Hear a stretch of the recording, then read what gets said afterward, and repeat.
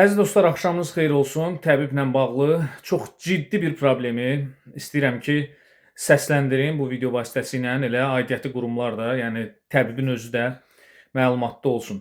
Deməli, məsələ nədir? Bizim dostumuz Rauf Qərib Alagöz, Facebookdan da çox məşhurdur və o status yazmışdı, təbibi də işarələmişdi. Vətəndaşdır.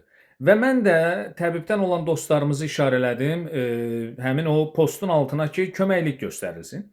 Sağ olsunlar, Kamil, Hicranə xanım, sağ olsunlar, onlar dəstək olmağa çalışdılar və xəstə getdi Semaşko kimi tanıdığımız xəstəxanaya, kliniki tibbi mərkəzə. Deməli, kliniki tibbi mərkəzdən də, oranın da mətbuat xidməti ilə danışdım. Onlar da bildirdi ki, biz indi deyəcəyik, baxılsın. Xəstə yerləşdirildi təcili tibbi yardıma və yarım saat orada olmağına baxmayaraq xəstənin yanındakı dostlar zəng vurub mənə deyirlər ki, ümumiyyətlə heç travmatoloq baxmır və gəlib indi deyiblər ki, xəstəni 5-10 dəqiqəyə götürün, hardan gətirmisiniz, aparın ora.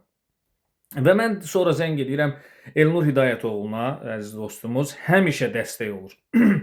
Hər kəsə dəstək olur.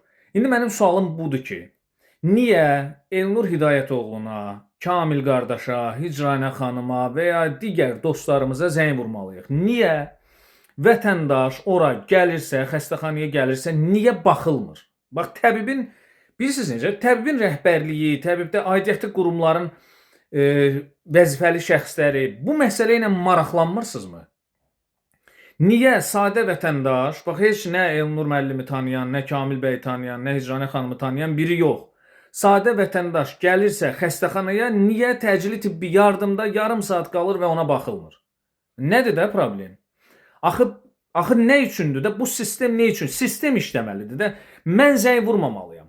Elnur müəllim mənim xahişimi yerinə yetirməməlidir. Kamil bəy xahişimi yerinə yetirməməlidir. Yəni, belə olmalı deyil. Vətəndaş gəlməlidir, xəstəsini gətirməlidir və ona təcili baxılmalıdır. Niyə baxılmır?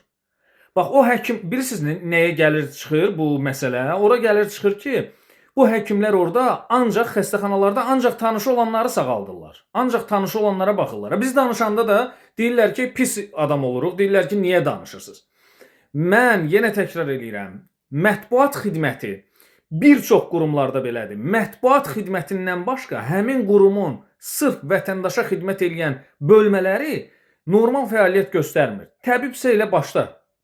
Qardaş, gözəl həkimlərimiz də var falan da, amma niyə işləmirsiniz də, niyə xidmət göstərmirsiniz? Niyə biz axı mətbuat xidmətinə zəng eləməliyik? Mətbuat xidməti sağ olsun, əziz dostlarımız, dəstək olurlar. Amma niyə belə olmalıdır? Niyə?